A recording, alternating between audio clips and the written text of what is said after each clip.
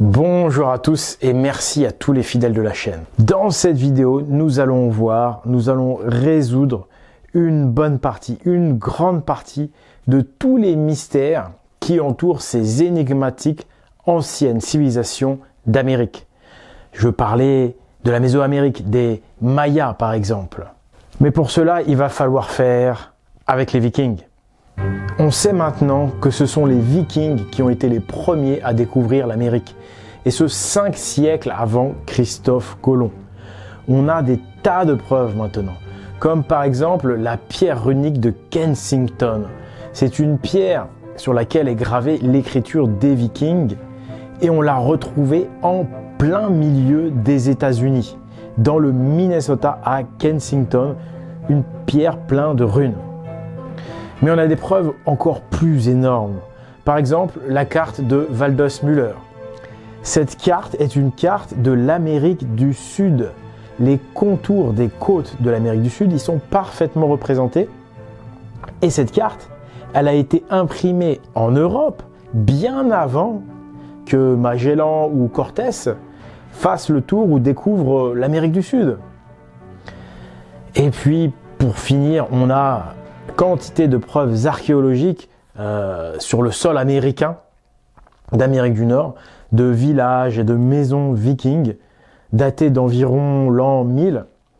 Donc maintenant, si vous voulez, c'est acté ça aux États-Unis, c'est acté. Les Vikings ont découvert l'Amérique vers l'an 1000, bien avant Christophe Colomb. Bien que maintenant ce soit reconnu que les Vikings ont découvert l'Amérique, bizarrement, c'est pas très connu. Et puis c'est même étonnant qu'on le sache que maintenant. Vous trouvez pas ça étrange, vous ? Quand il y a quelque chose d'étrange, généralement, c'est que ça cache quelque chose de beaucoup plus gros. Et si on veut résoudre les mystères des anciennes civilisations d'Amérique, dont les dernières importantes ont justement éclos au moment de ce phénomène viking et de leur découverte d'Amérique, il va falloir comprendre ce qui s'est vraiment passé avec ces invasions vikings. À commencer par la véritable raison, la cause de ce phénomène viking. Quelle est-elle en réalité ? Personne ne le sait. Seuls les gens vraiment passionnés sont au courant. Mais cette raison véritable, eh bien, on va la voir maintenant. Et ça va tout expliquer.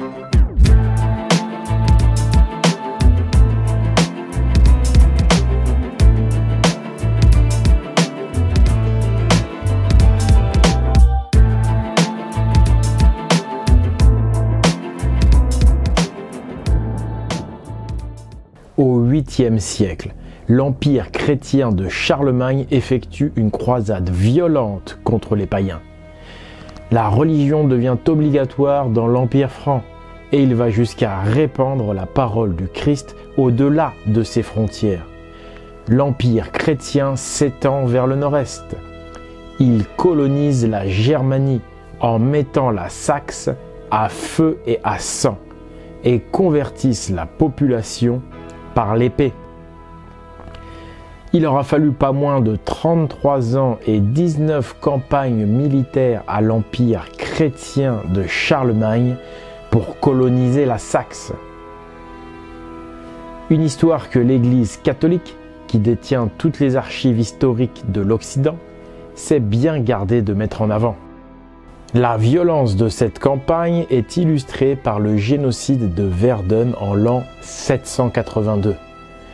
Charlemagne, qui n'a jamais parlé le moindre mot français et dont le vrai nom est Carolus Magnus, nouvel empereur romain, comme l'atteste son denier, eh bien Charlemagne fait trancher la tête de 4500 prisonniers saxons en une seule nuit, parce qu'ils refusaient la conversion à la religion.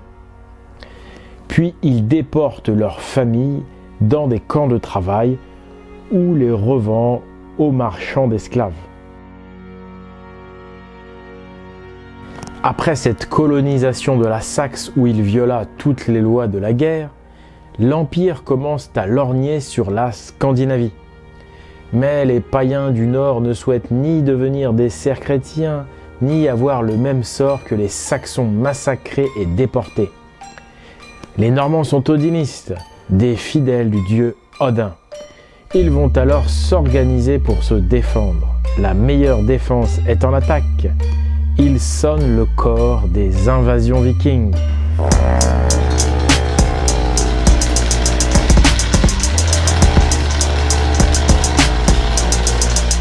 Les invasions vikings, cette longue guerre de résistance contre l'Empire chrétien, qui devient une guerre religieuse entre les dieux du Nord, protecteurs des paysans libres, et le Dieu unique venu de Jérusalem, à qui revient de droit toutes les terres des paysans serfs.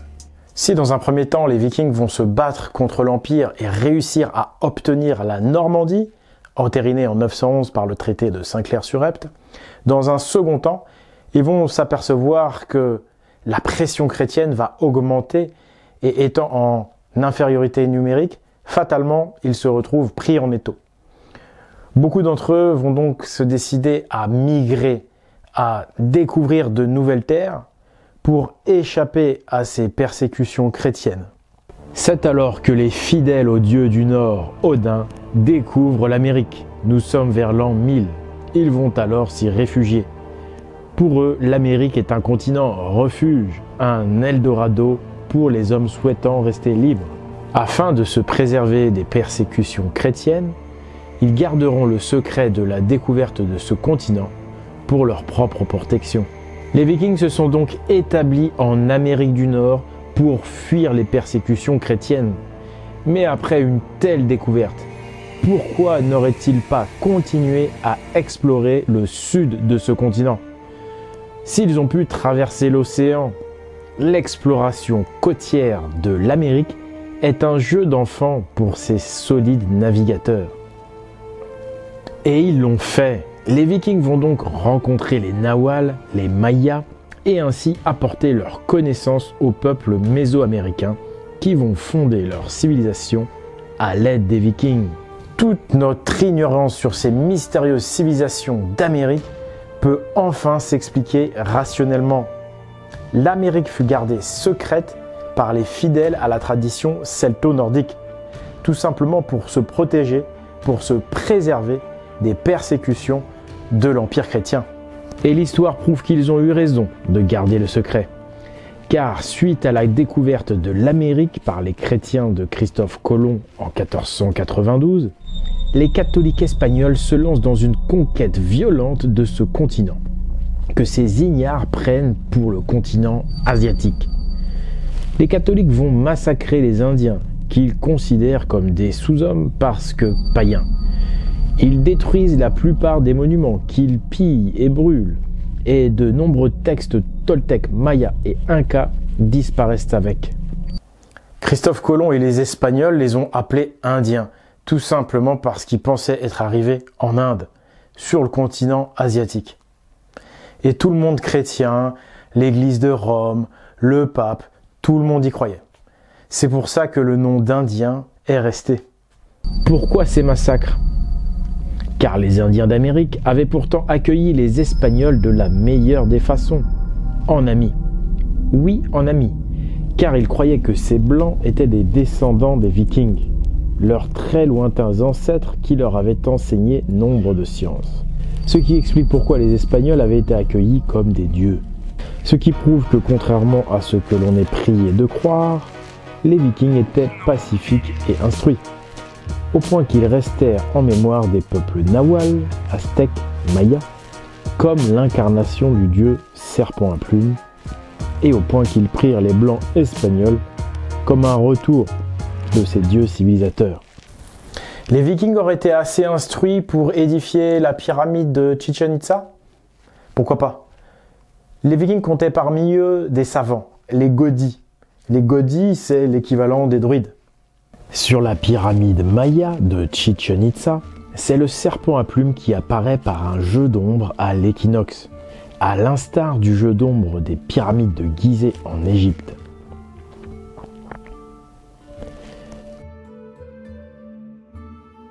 Le serpent à plumes rappelle les proues des dracars, les navires des Vikings. Ces bateaux qui font penser à des serpents géants, à des dragons. C'est pourquoi les prêtres vikings, les Godis, les prêtres odinistes équivalents des druides, avait choisi le serpent à plumes pour les caractériser. Les légendes toltèques nous disent que le serpent à plumes est arrivé par la mer depuis le soleil levant. D'où son nom aussi de fils du soleil. Le serpent à plumes Quetzalcoatl est arrivé puis reparti sur un bateau serpent. Le serpent et le dragon se ressemblent. Le dragon n'est qu'un serpent géant. Le bateau viking s'appelait, en plus de Drakkar, également Snekar. Snekar vient de Sneki, Snake, le serpent. Et Drakkar, je vous le rappelle, venait donc de Dreki, le dragon. Dans la mythologie nordique, c'est aussi le serpent Jormungand, le géant qui domine la mer, équivalent du dieu de la mer. Les plumes du serpent à plumes sont celles des casques ailés des Godis.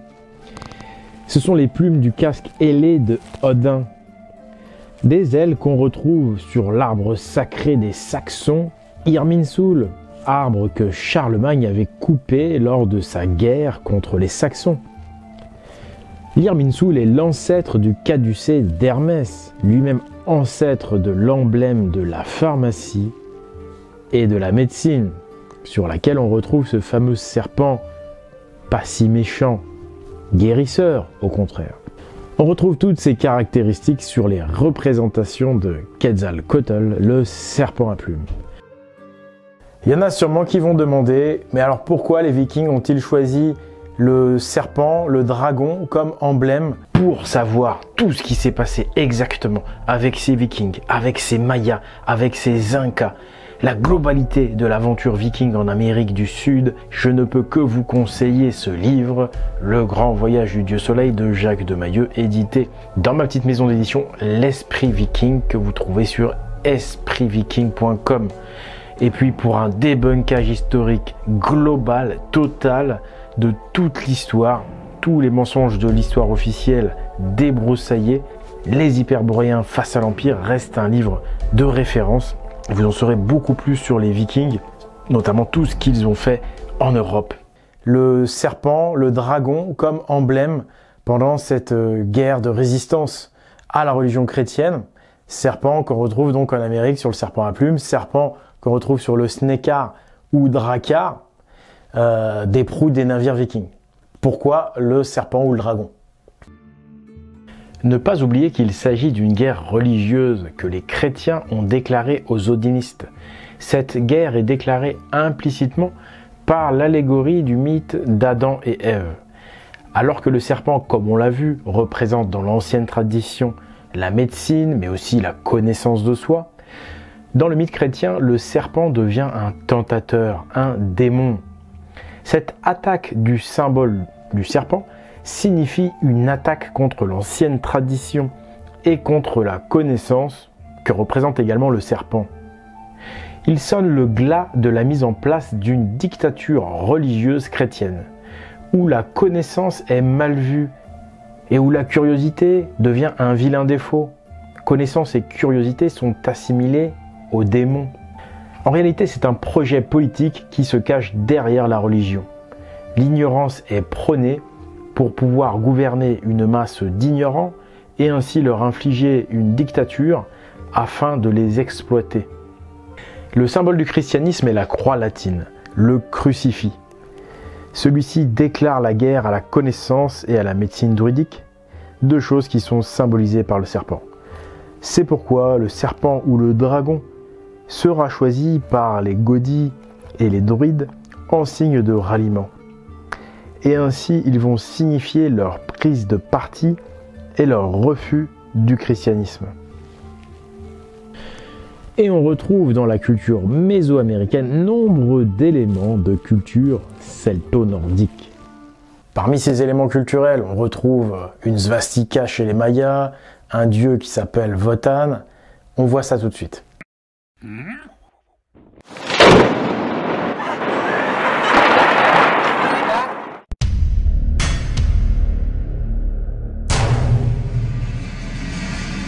Dans la tradition des Aztèques, dans la tradition des Mayas, toutes s'accordent et disent que ce sont les Toltecs qui sont venus civiliser la Mésoamérique, qui ont apporté toutes ces connaissances. Le serpent à plumes Quetzalcoatl était un Toltec. Or, les Toltecs viennent de Tula. C'est ce qui revient dans les traditions. Ces gens civilisateurs viennent de Tula. Or, Tula, on sait que dans la tradition du Nord, dans la tradition des anciens, c'est Tulé en français, c'est l'île sacrée des bienheureux, l'île sacrée au Nord, l'équivalent de l'Avalon de la mythologie celtique. C'est, si vous voulez, c'est l'Hyperborée mythique dans la mythologie grecque. Bref, Tula, c'est vraiment typiquement un celto-nordique. Et le nom de Toltec renvoie étymologiquement aussi à Tulé.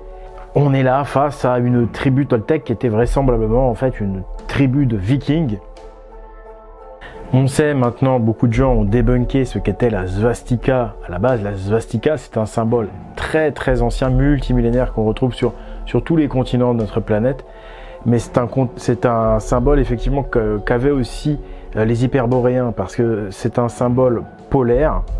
Et on retrouve ce symbole polaire, hyperboréen, dans la culture maya.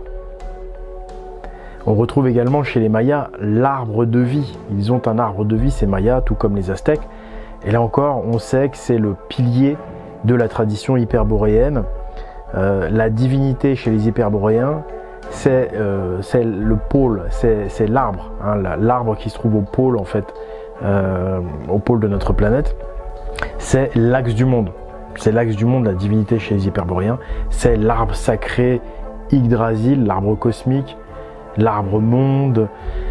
C'est le chêne sacré des druides. Bref, toutes les très anciennes traditions renvoient à cet arbre cosmique, cet arbre qui se trouve au pôle en Hyperborée.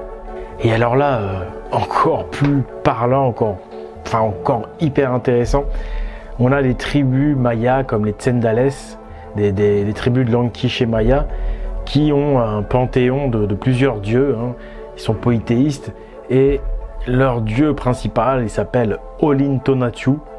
Ils ont également, dans une autre tribu, ils l'appellent Wotan. Alors là, c'est très drôle parce que Olin, en fait, ça fait penser tout de suite à Odin francisé. Et Odin n'est autre que Wotan chez les Saxons, si vous voulez, chez les Germains. Et puis Scandinavie, c'était Odin. Donc on a là, on a deux tribus mayas. Il y en a une qui a Wotan comme dieu principal, comme Odin, et l'autre Odin.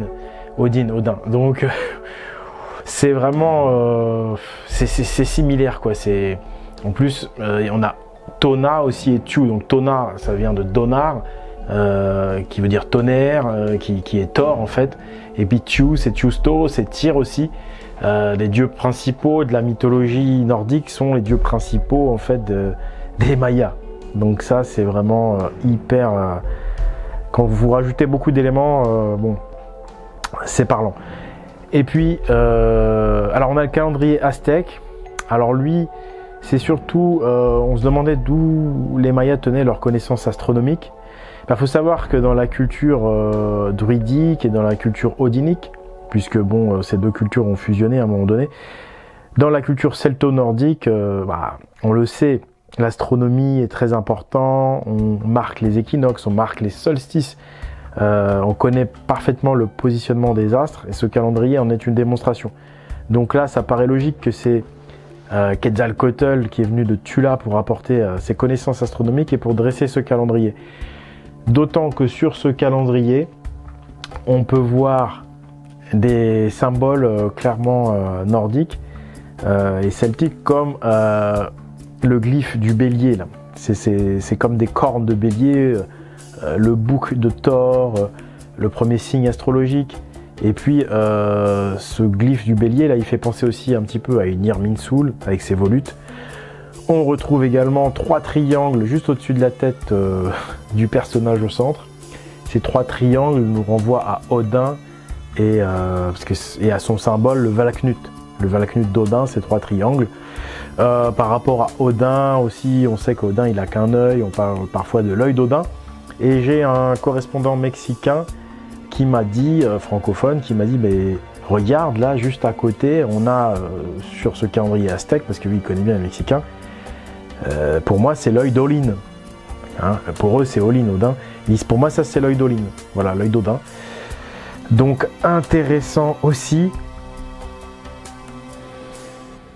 Ensuite, on a le fameux serpent à plumes dont on a vu que c'est ni plus ni moins que le dragon serpent des Vikings, et serpent Jormungand aussi, qui représente plein de choses, on va voir après. Mais ce serpent, on le retrouve aussi dans la culture celtique, notamment sur le chaudron de Gundestrup, entre les mains du dieu celte Cernunnos. On sait que voilà, la pyramide de Chichén Itzá marque l'équinoxe, que en fait, les monuments qui sont installés au Mexique sont des monuments astronomiques aussi. Donc on peut faire le parallèle évidemment avec les monuments anciens de Bretagne par exemple, qui marquent aussi les solstices. Et en Bretagne, ce qui est intéressant à voir, c'est que ce sont essentiellement des monolithes. Donc les monolithes, c'est comme des colonnes. C'est comme des colonnes, et vous savez que chez les Hyperboréens, ça renvoie à l'axe du monde, la divinité. Dans la mythologie nordique, les dieux, on les appelle les As ou les As. Or, en norrois, en vieux norrois, As, ça désigne une colonne, justement. Donc, c'est marrant bon, qu'on retrouve ça en Europe, du coup, ça paraît logique, toutes ces colonnes-là, comme à Karnak. Mais on retrouve également un temple aux 1000 colonnes, le temple aux 1000 colonnes du Yucatan, qui nous fait penser à Karnak automatiquement. Toutes ces colonnes, ça nous fait penser voilà, à l'ancienne religion des Hyperboréens, avec le divin axe du monde, la divine colonne qui soutient le ciel. Bien sûr, c'est une allégorie symbolique. Ils savaient très bien que ça ne soutenait pas le ciel réellement. Bon, alors, la conclusion. Désolé, mais je vais être obligé de dire la vérité, encore une fois. Ce qui saute aux yeux, c'est que notre ignorance de faits historiques qui, en fait, finalement paraissent d'une logique implacable, avec des éléments archéologiques, des preuves, tout ça, ça nous montre quand même qu'il y a un problème à ce niveau-là. Et ça soulève quand même la question de l'influence d'un lobby religieux dans les institutions académiques, historiques, archéologiques. Ça, on est obligé de se poser la question. Quand on voit l'histoire officielle, comment elle est loin de la vérité et comment elle favorise à 300%, je dirais, elle favorise la religion. Et du coup, on comprend plus rien à ce qui s'est passé avec les Incas, les Mayas, tout ça, à cause de ça. On voit que les informations sont sorties là aux États-Unis sur les Vikings en Amérique, mais on n'entend presque pas parler. Donc, est-ce qu'il n'y aurait pas en fait des moines qui auraient enlevé leur soutane et puis qui auraient mis à la place un costume d'archéologue ou d'historien, puis qui occuperaient les places clés dans les académies? Ça, c'est quand même une question qu'on peut se poser. Il y avait énormément de prêtres, de moines avant, il n'y en a plus maintenant. Qu'est-ce qu'ils ont fait? Ils ont peut-être juste changé de costume, on ne sait pas. On dit qu'on est dans un monde laïque. Officiellement, c'est laïque. Mais quand tu regardes l'histoire officielle, tu te dis, mais c'est de la religion, cette histoire officielle.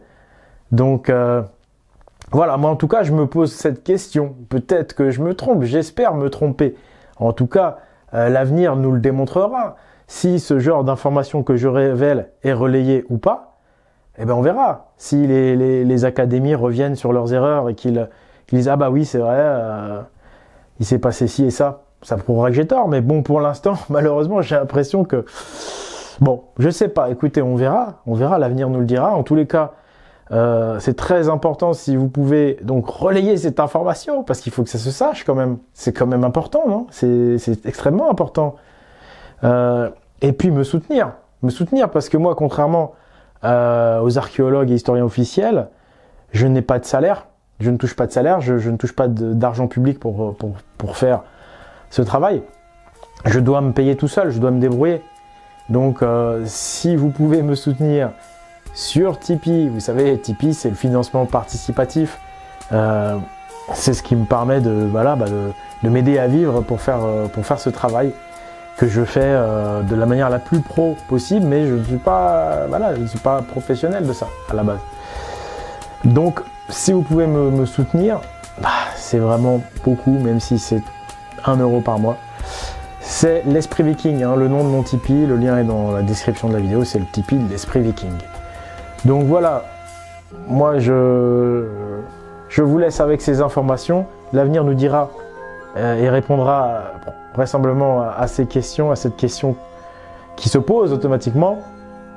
Voilà, en tous les cas, moi j'aime la vérité, j'aime comprendre ce qui s'est passé. Je vous remercie à tous les fidèles, enfin je remercie tous les fidèles, et puis je fais la bise à tout le monde, même aux moines. Je fais la bise aux moines. Voilà, allez, à bientôt, au revoir.